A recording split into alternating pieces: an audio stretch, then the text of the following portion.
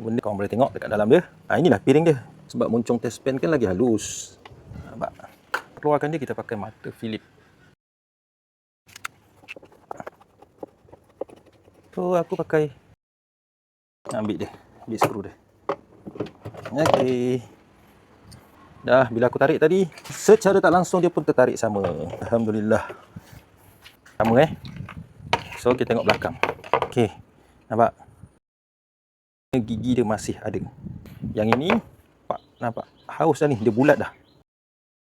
Ni kenapa giginya penting?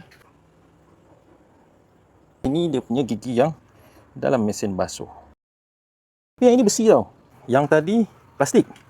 Itulah yang menyebabkan benda ni lama boleh rosak. Kalau nak pakai lama jangan rosak lah. Tapi tak ada masalah. Spare part ada jual dekat Shopee.